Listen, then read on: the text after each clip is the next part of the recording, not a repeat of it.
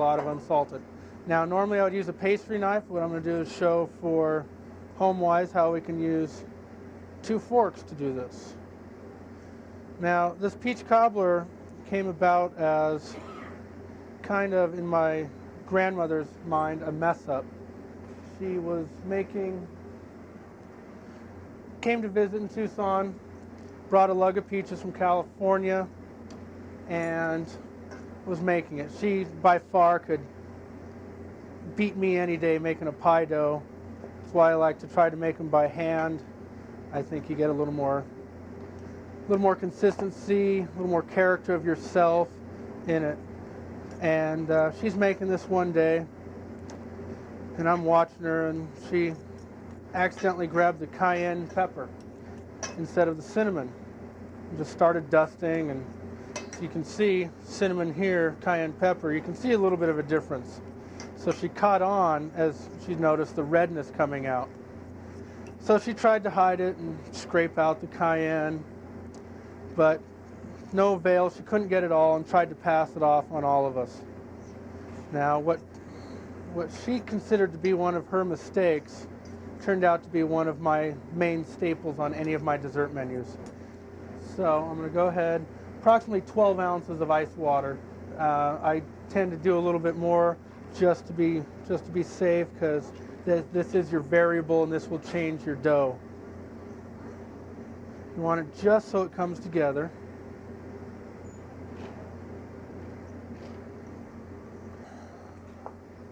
Form this into a couple balls, patties if you will. We'll wrap in plastic and allow this to chill down for about an hour. Now the filling is prepared. At the restaurant, individually quick frozen peaches are used. The chef believes this ensures uniform quality. I'm going to add, this will make approximately 2 that we're going to do today. This is approximately 3 peaches worth, or about 2.5 to 3 cups of the IQF peaches. Half teaspoon of cinnamon. Cayenne now is one you don't normally want to be grabbing with your fingers, because as soon as you get it on your hand, you touch anywhere, touch somewhere else in your hand, touch your face a little bit, it's going to burn, and it's going to burn for quite a while. So I'm going to go about 1/4 teaspoon, maybe a touch more of the cayenne. Remember not to touch it, otherwise it will hurt. A little bit of sugar. I do this depending on the freshness of the peaches as well, but anywhere from 1/3 cup to 1/2 cup should be sufficient. Get that mixed up a little bit nice. Redness will come out of the cayenne a little bit, and you can see the flakes in there along with the cinnamon. Both complement each other very well, and the flavors are phenomenal. A little bit of flour to help as a binding agent. Some people like to use tapioca as well, or even cornstarch. I think all-purpose flour does just fine. What I'll do is add just enough till I can see it thickening up. A streusel topping contains flour, sugar, Quaker oats, cinnamon, butter, and a little more cayenne. The rested dough is rolled out and pressed into a ramekin in a sort of rustic shape.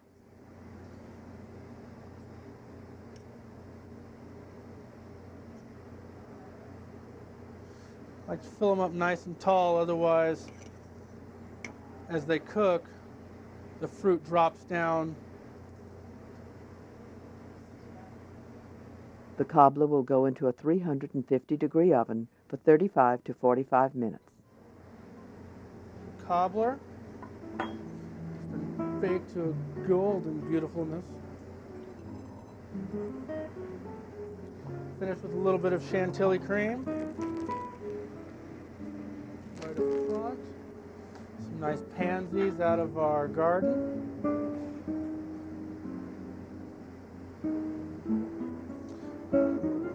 Extra dust of cinnamon around.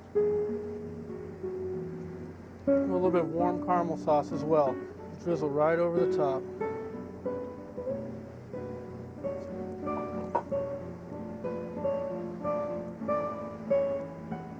strawberry to finish off.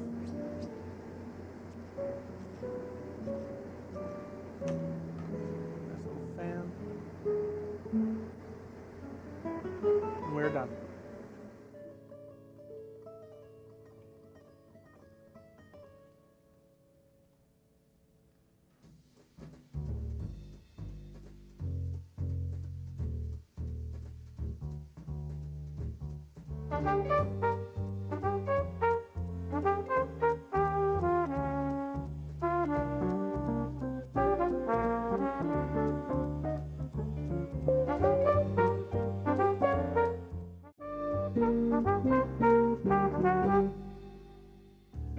Welcome to Great Chefs, a culinary tour of the United States, featuring some of the country's finest chefs.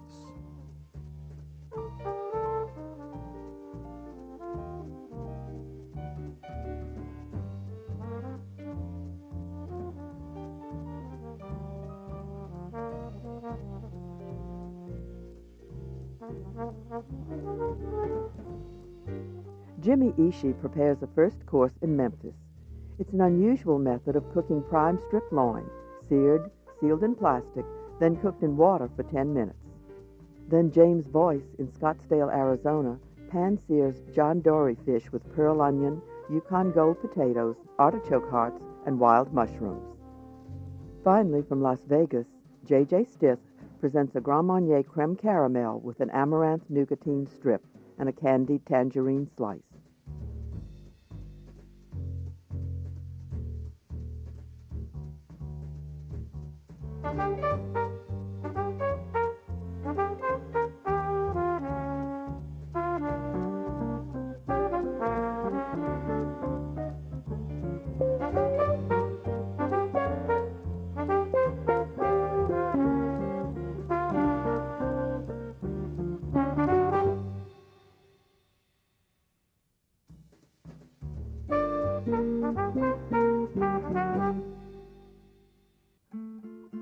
Jimmy Ishii started working in restaurants in his native Japan.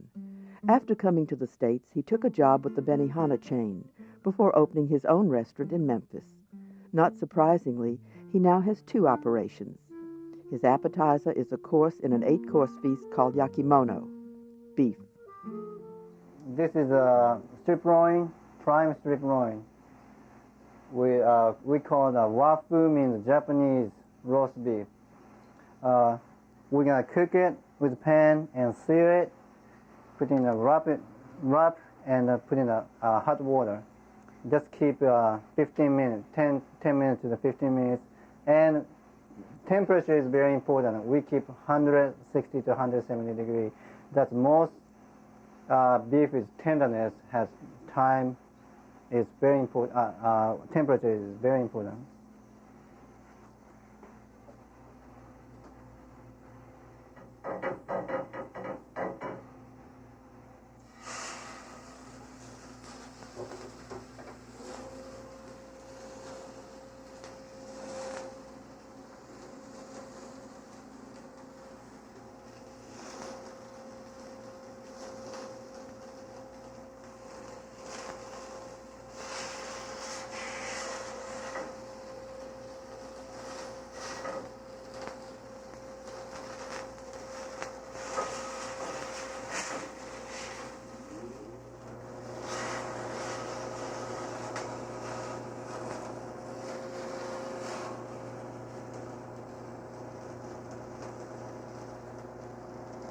So we cook every side to keep the juice inside.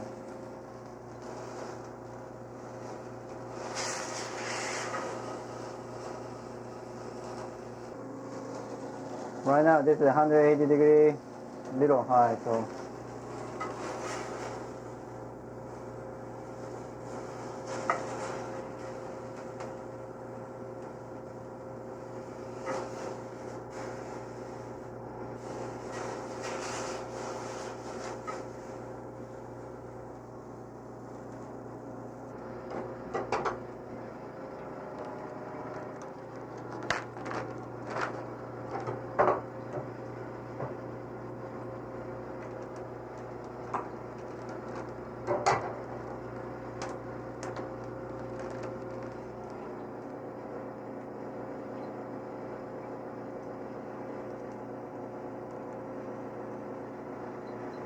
The meat sits in the water for about 10 minutes.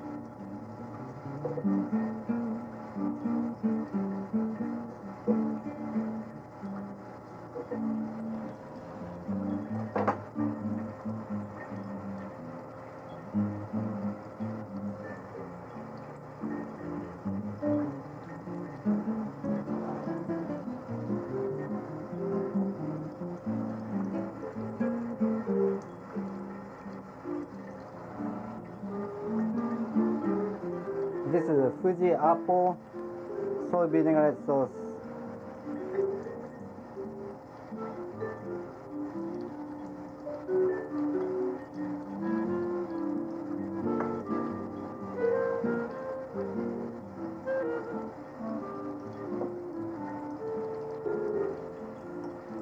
And normally, sashimi in Japan we use radish, but I just put this is onion, sprouts, and ova leaf and roast beef.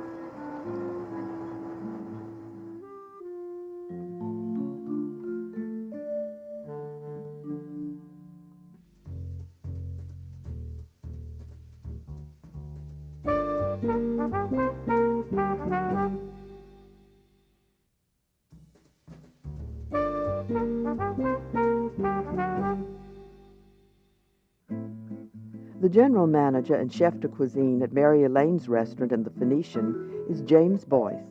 A native of New York State, he began his career at Le Cirque in Manhattan, then worked for Daniel Boulud, and this was all before going to the CIA.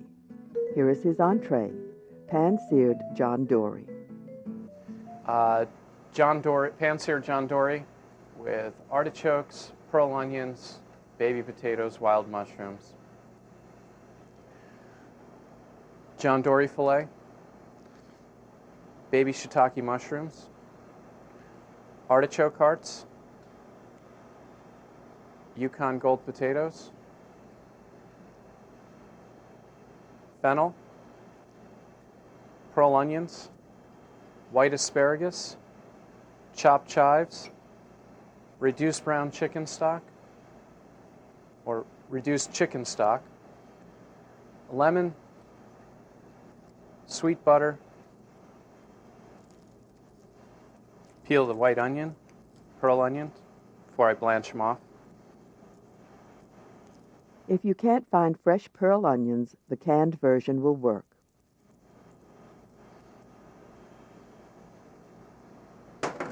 Into the pot of water. All the other vegetables except the mushrooms were pre-cooked. Set aside and let it simmer. The stems are trimmed from the shiitakes.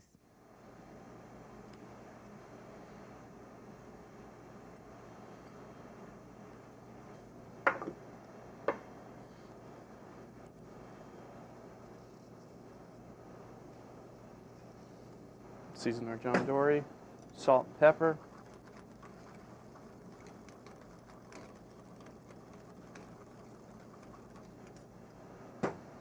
The fish is started in olive oil. Add in the John Dory.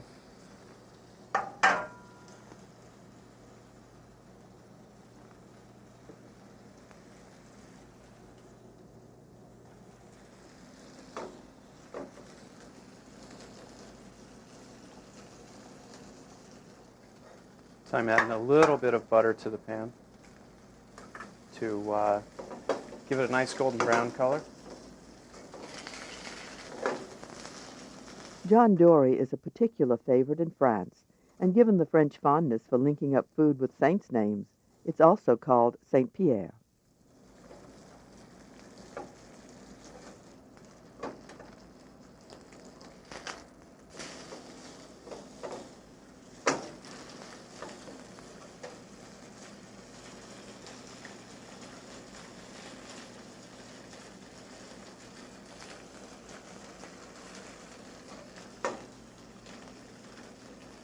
Going to remove that, the filet, keep it warm. The blanched pearl onions.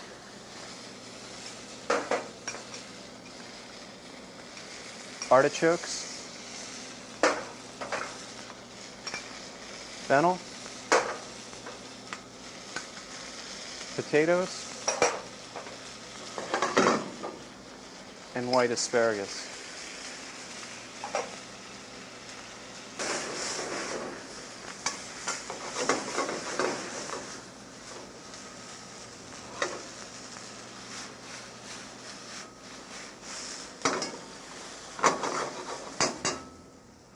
Now at this time we want to add more of our butter.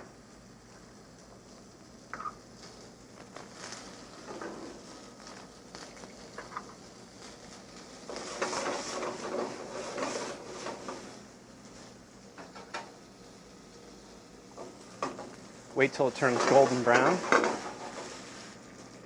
Remove it from the heat.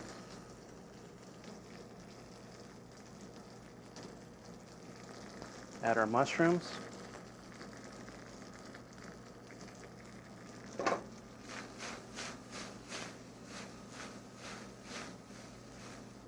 Glaze them. Fresh lemon juice.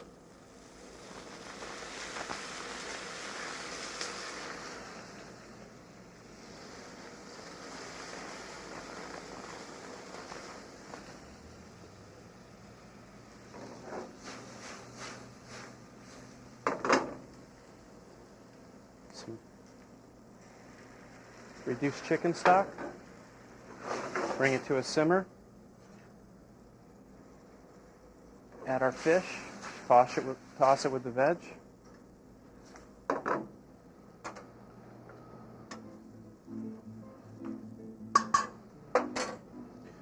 Add chopped chives for a garnish. Reseason it with a little bit more salt.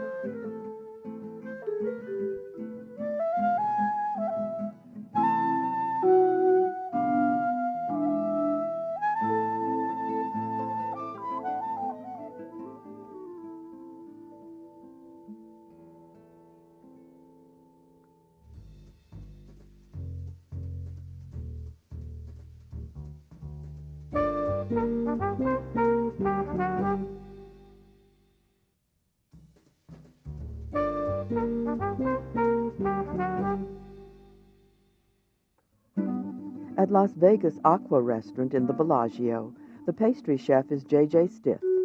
She launched her culinary career in San Francisco at Splendido's and Aqua, among others. Now at Aqua's Desert Branch, her creative dishes often include unusual ingredients, like this creme caramel with amaranth nougatine. Today I will be making Grand Marnier creme caramel. The base itself is made with milk and sugar and salt, which is going to be brought up to a skull. Orange zest, egg yolks and eggs, reduced orange juice, and Grand Marnier. I'm going to start by bringing up my milk to a scald.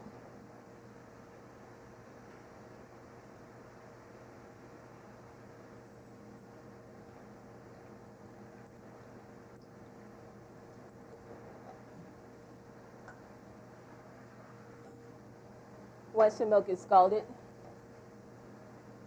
I'm going to add my zest to steep for about 10 minutes.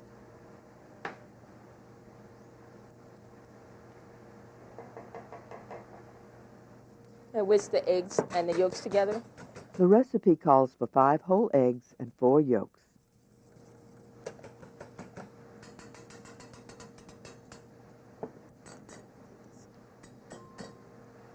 Now that my milk has been infused with The orange zest, I'm going to strain it and let it cool down slightly till warm.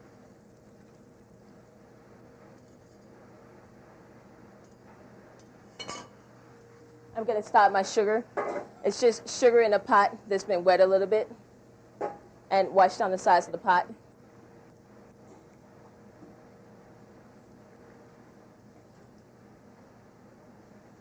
Thanks.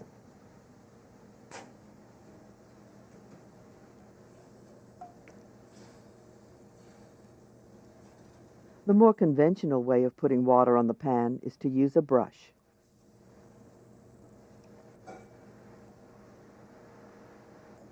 The infused milk, about 2 cups worth, is combined with the beaten eggs.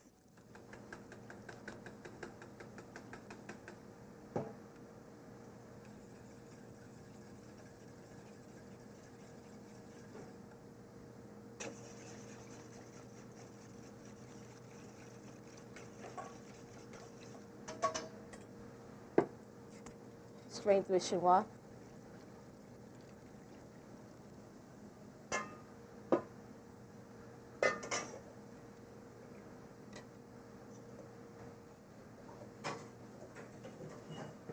Stir in the Grand Marnier and the orange juice.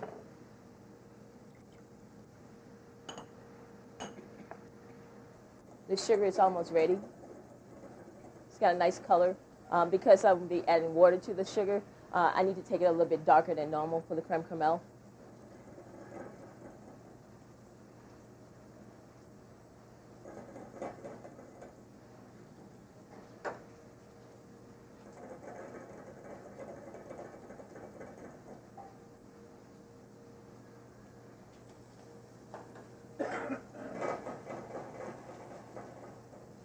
The water is to help it release from the molds. It's just a little bit of water. For about 2 cups of sugar, it's like a 1/4 cup of water.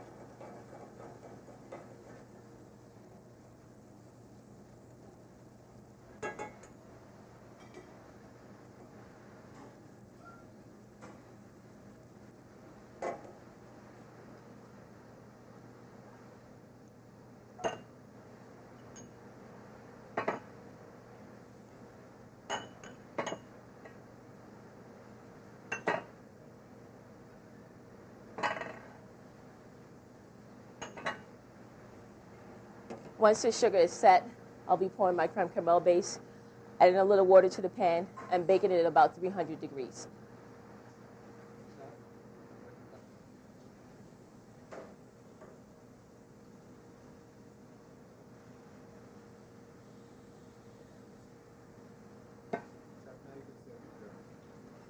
I'm pouring the creme caramel base on top of the sugar that has been set. I'm pouring water into the base about halfway up the sides of the ramekins.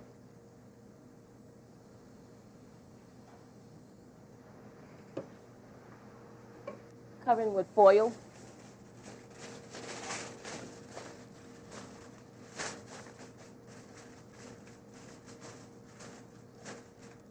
Place it in a 300-degree oven for about 45 minutes, rotating halfway through cooking.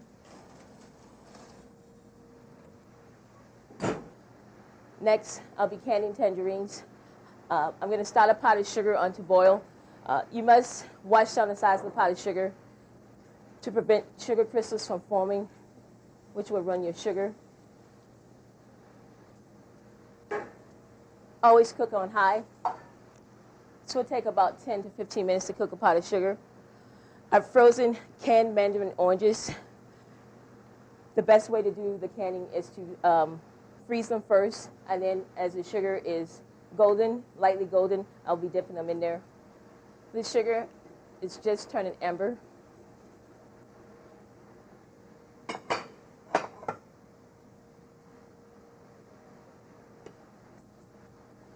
I'm quickly dipping the tangerines in the sugar.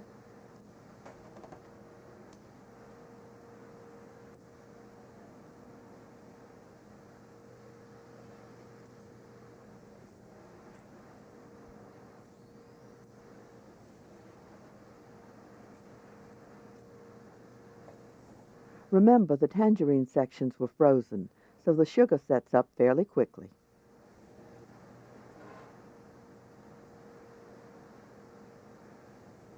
Now the chef starts the amaranth nougatine. Mise en place for the amaranth nougatine. To describe amaranth itself, amaranth is 100% grain. I believe the Mayan Indians used to use this as a staple of life many years ago. When toasted, it looks like baby popcorn, and it has a really nutty taste to it and smell. This is unpopped, looks like birdseed, and that's baby popcorn. Melting the butter in a copper pot.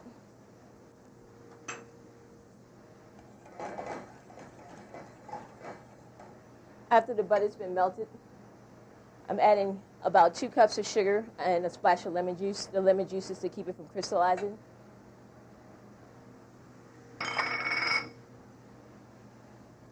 Mixing the two together.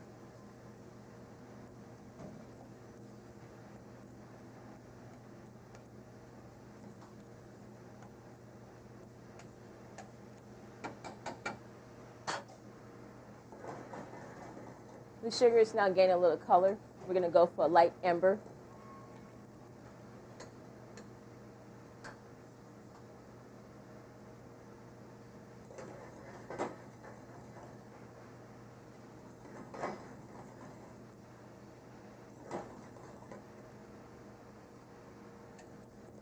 After the sugar reaches an amber color, you add the amaranth.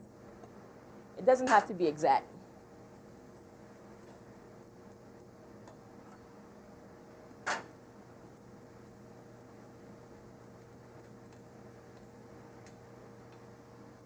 The nougatine is poured out between 2 pieces of sprayed parchment and rolled out, then cooled. After it's set, it's put in a warm oven to make it malleable, then cut into 3/4-inch strips.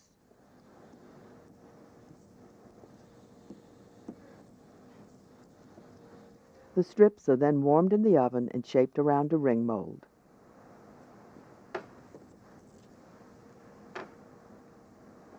The creme caramel was loosened by running a knife around the inner edge. Dots of Grand Marnier sauce and a basil sauce garnish the plate. Then a chiffonade of fresh basil is cut.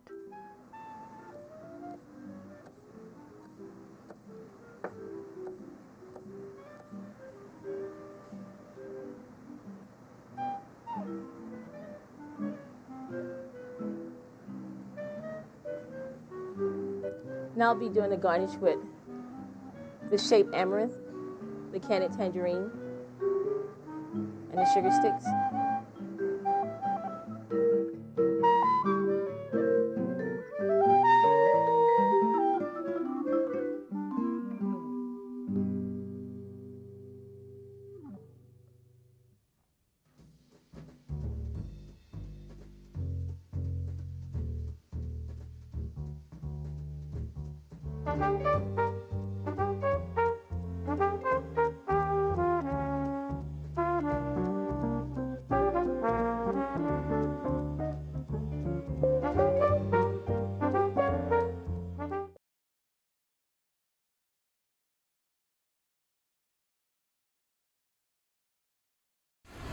Brazilian coconut shrimp. The ginger, cilantro, and coconut milk give this a sizzling tropical flavor. Garlic sesame halibut, the sweet garlicky taste of Southeast Asia. And snapper grilled in banana leaves, Yucatan style. The locals call this tican chic. I call it irresistible. Today, it's Fish on the Fire. I'm Stephen Reichlin, and from the beautiful Esplendor Resort in southern Arizona, it's time to grill.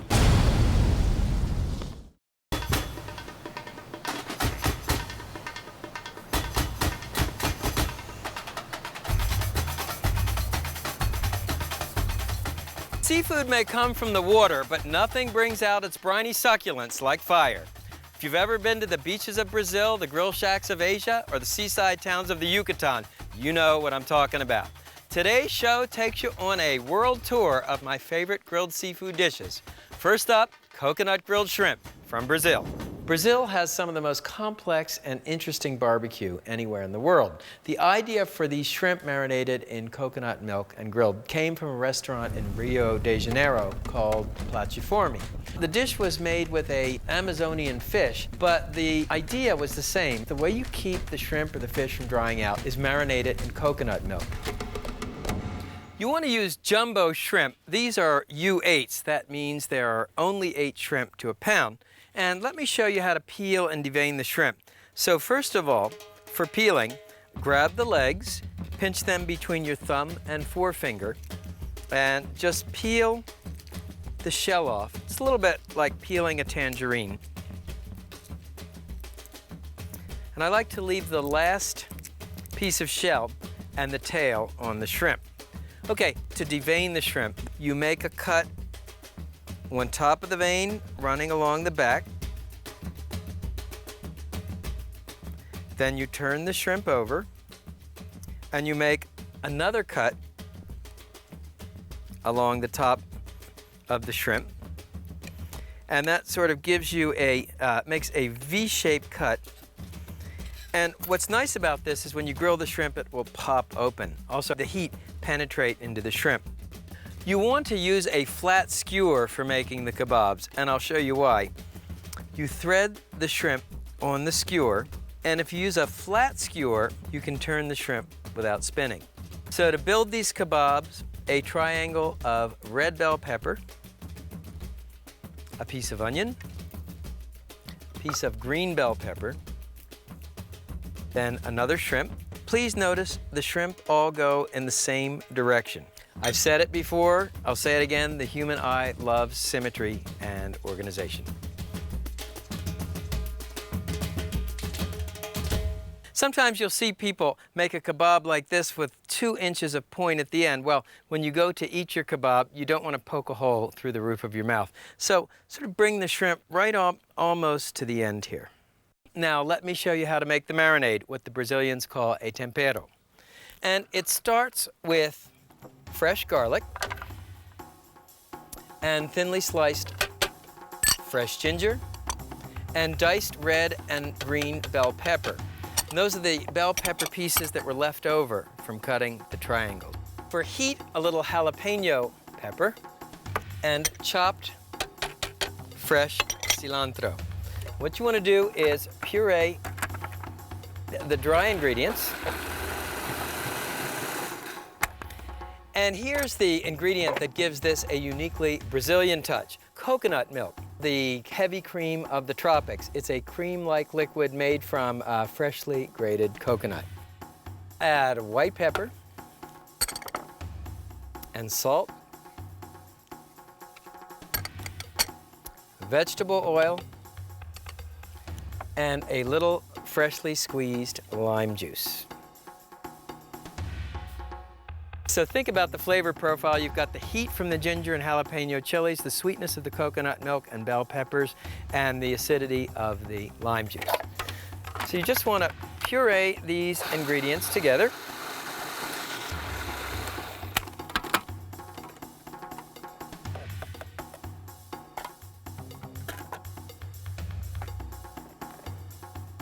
Now pour the marinade over the shrimp.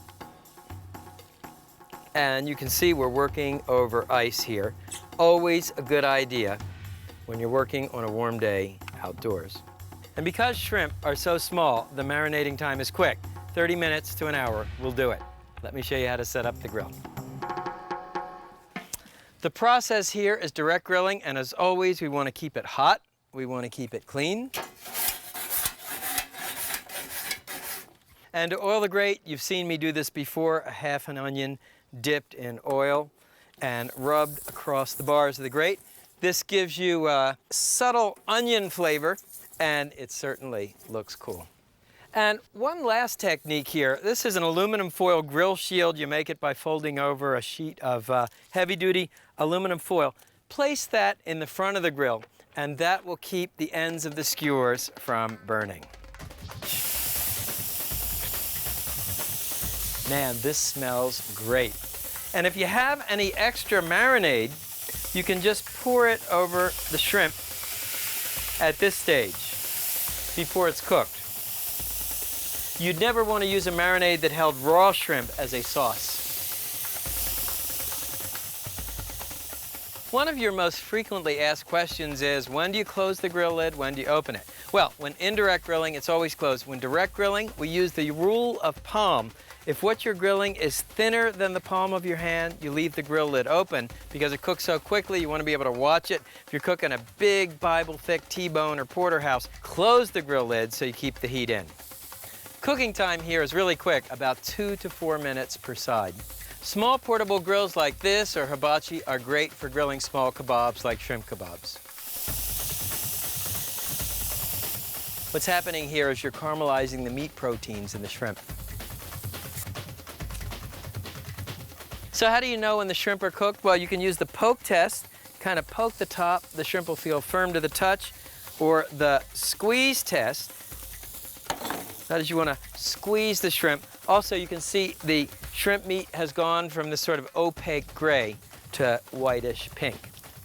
And to gild the lily, as it were, you can just drizzle the shrimp with a little extra virgin olive oil. These look fantastic. And there are your coconut grilled shrimp Brazilian style. And what you can do is just put some lime wedges to finish up the shrimp. So there you have it, coconut marinated Brazilian grilled shrimp. Nice. You know, the ginger, cilantro, and coconut milk really give you this great tropical flavor. So the next time you want to grill shrimp without drying it out, marinate it in coconut milk, as they do in Brazil.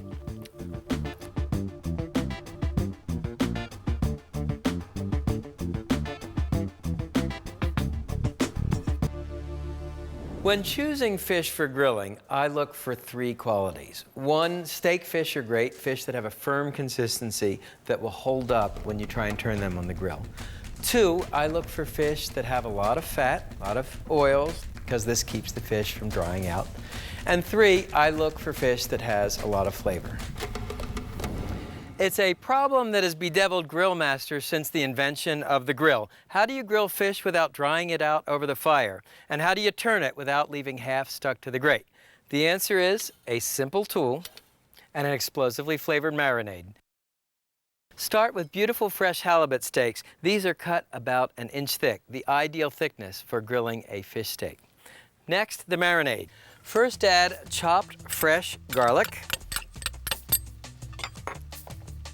Then finely chopped or grated fresh ginger and chopped fresh cilantro.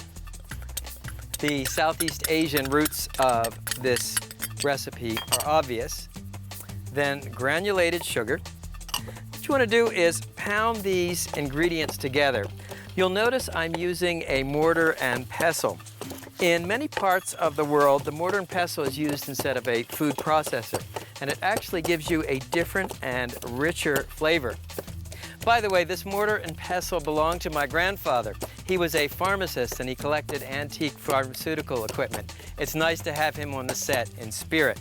And you can see when you pound the ingredients in a mortar and pestle, they form this incredibly aromatic paste. The next ingredient is another typical Southeast Asian ingredient.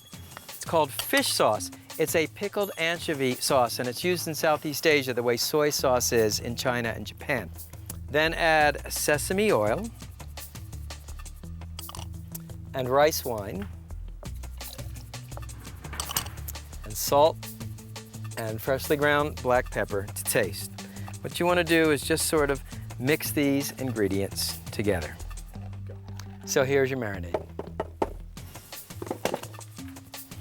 Okay, so spoon the marinade over the fish. It smells really nice. I love that combination of sweet, salty, and garlicky that they do so well in Southeast Asia. So what you want to do is coat one side and then turn the pieces over.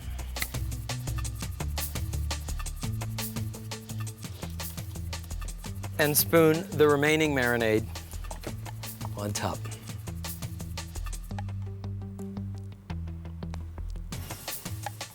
Marinating time for the fish, 1 to 2 hours in the refrigerator.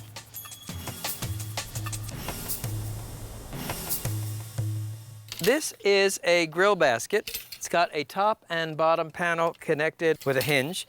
And what you want to do is lightly oil the wires of the grill basket to keep the fish from sticking. Just go like this, and you can work over a baking sheet to keep from dripping oil on your cutting board.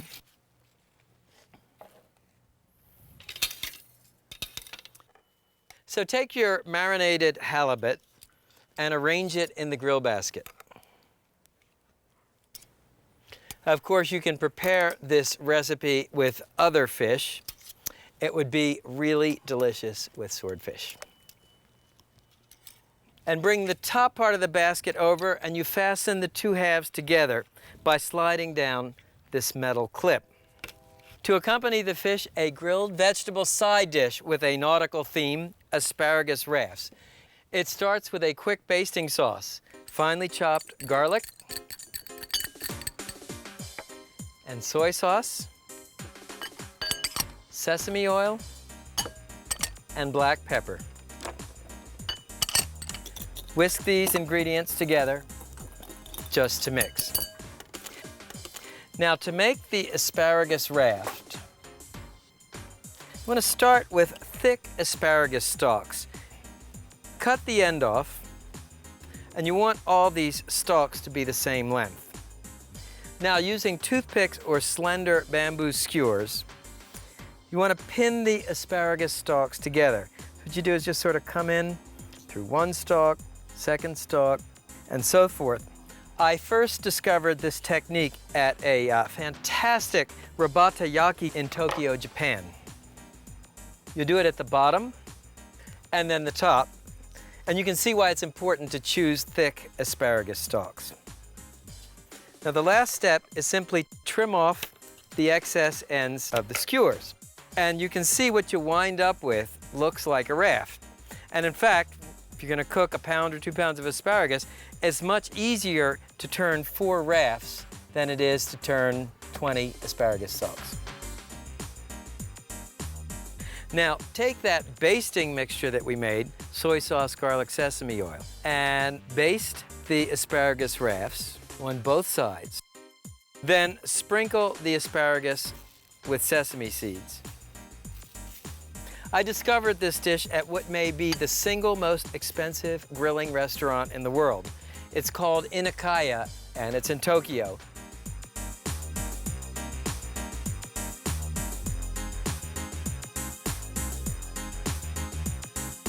You have your asparagus, you have your fish. Let me go show you the grill. I've set up the grill for direct grilling, preheated to screaming hot. Now, the fish goes on first because it takes a little longer to cook. And simply place it on the grate in its basket. And the asparagus rafts go on next. And once the asparagus stalks are browned on one side, turn them over. The sesame seeds will toast by the heat of the fire. Now, people often ask me, well, how do I grill a whole meal on the grill? In fact, the vegetables are what you start with, because grilled vegetables served at room temperature are perfectly delicious. And once the fish is browned on the bottom, simply turn the grill basket over. No sticking, no breaking. Now I'll take off the asparagus.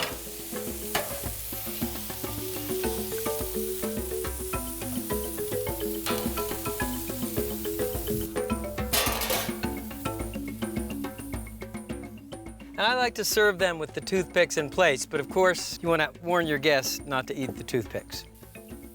The fish looks ready. The way you test it, it's called the poke test. You actually press the top of the fish and you'll feel it break into clean flakes.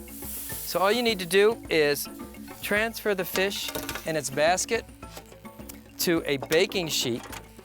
Remove the clip and remember to wear protective gloves. That clip gets very hot. Believe me, I speak of experience.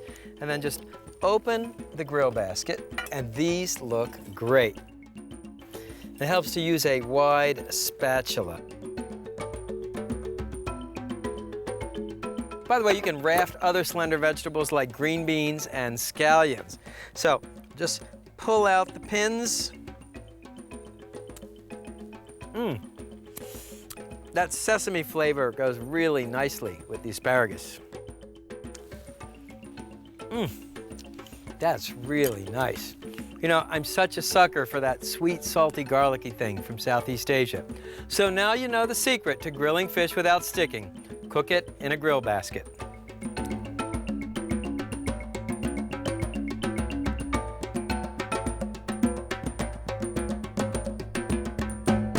This snapper grilled in banana leaf dish is inspired by a traditional Yucatan barbecue called tican chic. Tican means to kind of turn or turn again because the fish was turned. And chic means marinade. In this case, the marinade is something called recado rojo, red marinade, and it's made with a very distinctive ingredient called achiote.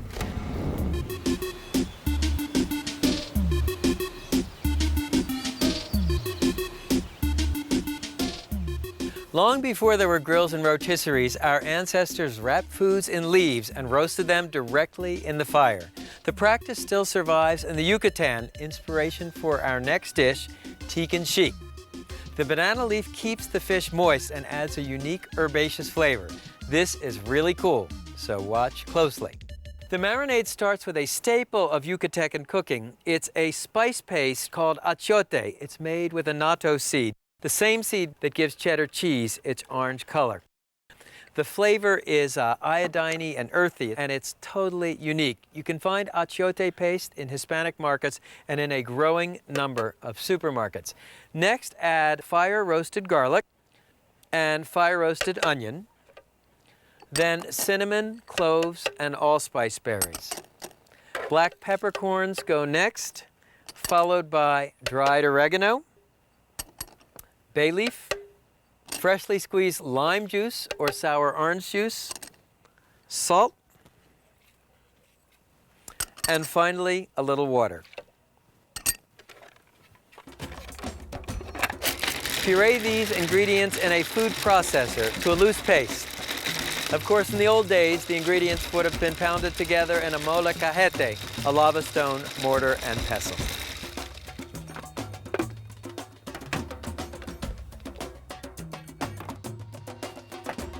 What you want to do is just spoon the recado rojo over the fish.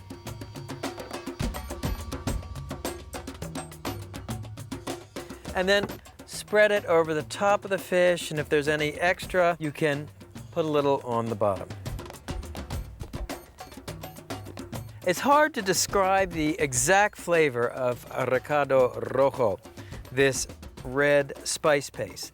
It's earthy, it's aromatic, you've got onion, garlic, the spices. It's sort of sweet and salty. It's really almost a microcosm of flavor. Once the fish has been coated with the spice paste, marinate it in the refrigerator for 1 to 2 hours.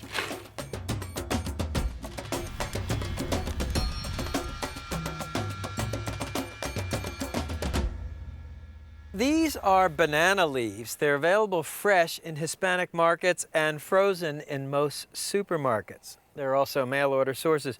What you want to do is cut about a ½ inch strip off one end and set it aside. Then take an achiote marinated piece of snapper, place it in the center, and top it with an onion ring and a sprig of fresh oregano. Fold the top of the banana leaf over, and then fold in one side and the other side. It's almost like making a blintz.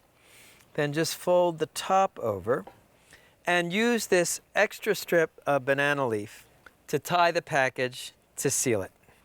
Just like that. Here are your tican chic packages ready for grilling. By the way, tican chic comes from the Mayan words. Tican means to turn, chic means to marinate. So, turned, marinated fish. Let me show you the grill. I'll grill the tican chic on a Kamado cooker. This is also called a ceramic cooker. It's a charcoal grill. I've lit charcoals at a nice 2-inch bed at the bottom. You want to preheat the grill to high and then do a quick brush of the grill grate. Dip a folded paper towel in oil to oil the grate. Normally you don't need to brush in oil when you're grilling in a leaf, but you can never be too sure.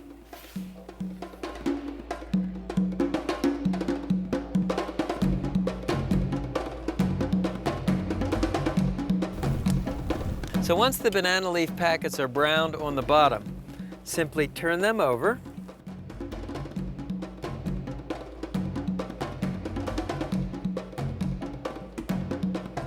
Well, the teak and cheek look ready. You can see the banana leaves are well browned on both sides. But to be sure, what you can do is insert a metal skewer in the center of the fish. Leave it in for a couple of seconds, pull it out. If it's hot to touch, the fish is cooked.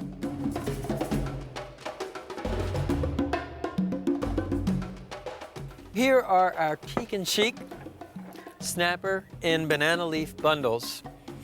And to serve, all you do is snip this strip of banana leaf, and you can open these guys up. And that smells sensational. What's nice is the way the onion and the oregano give you an extra little kick of flavor.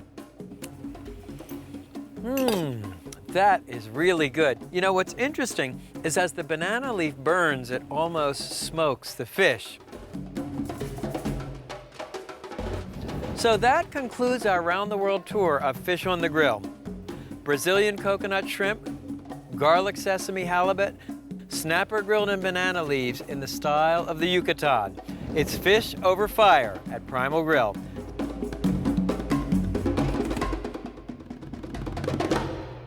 Okay, you ready? Sure. It's the singest. So there you have it.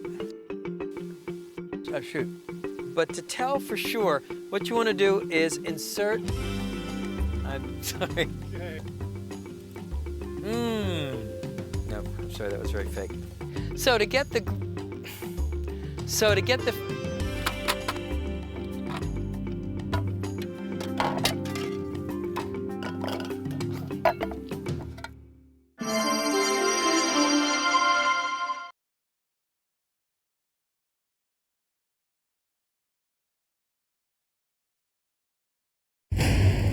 Coffee-crusted brisket, so tender it cuts with a fork. Hellfire T-bone steaks, guaranteed to make you sit up and take notice. And smoke-roasted free-range chicken, health food hot off the grill. We're grilling beef and game on the range. I'm Stephen Reichlin, and from the beautiful Esplendor Resort in southern Arizona, it's time to grill.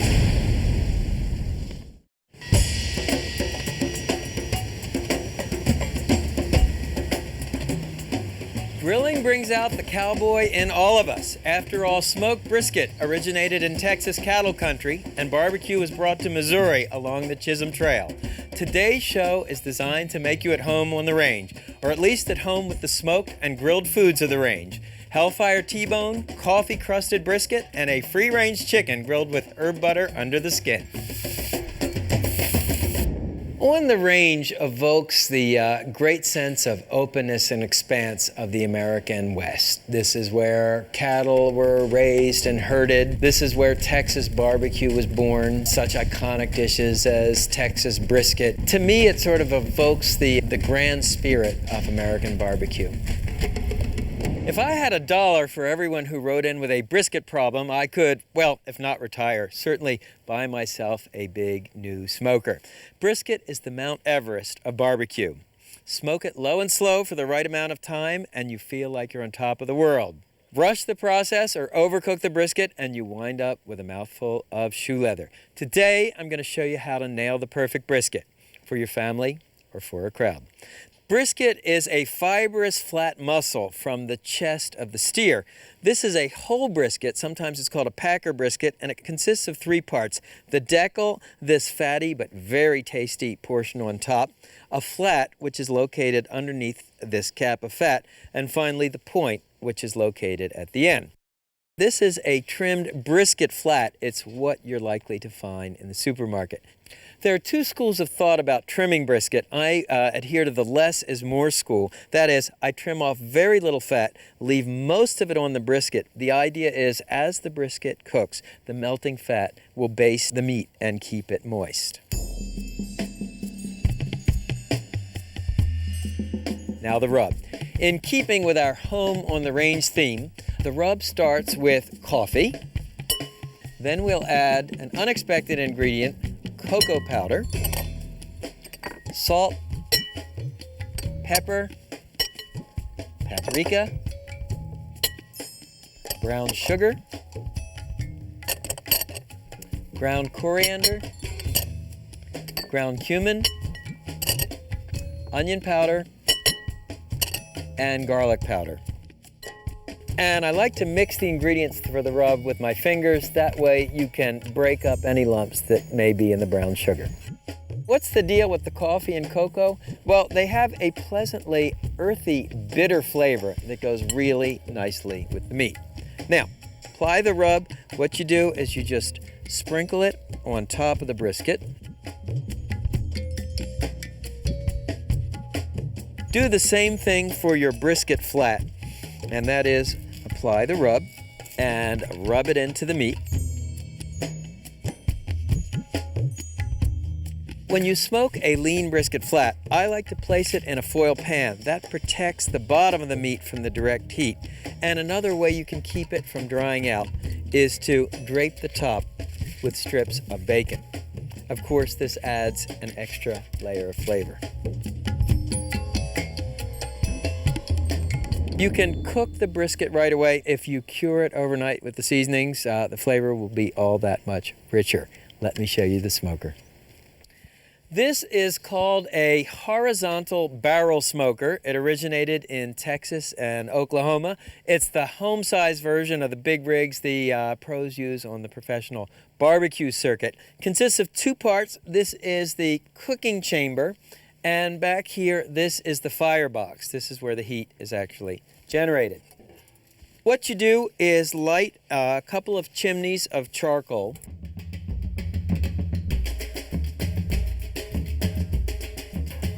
And what you want to do is this fat head part goes closest to the flame. The smoker's a little hotter on this end than this end.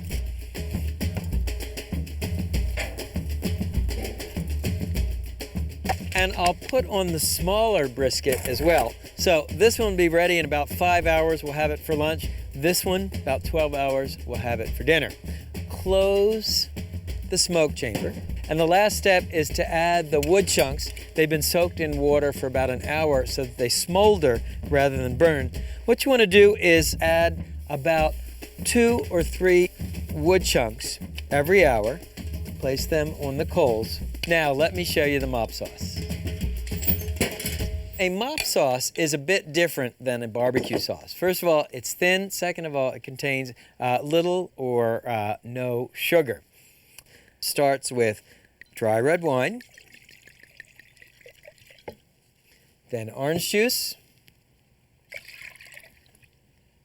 balsamic vinegar, coffee to reinforce the coffee that was in our brisket rub, Worcestershire sauce, salt, freshly ground black pepper, and your favorite hot sauce. Whisk the ingredients together until the salt crystals dissolve.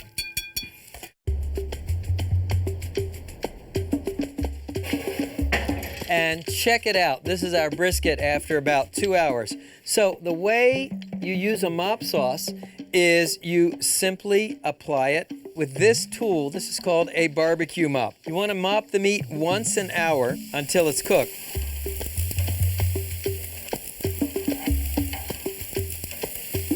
We'll continue cooking the briskets.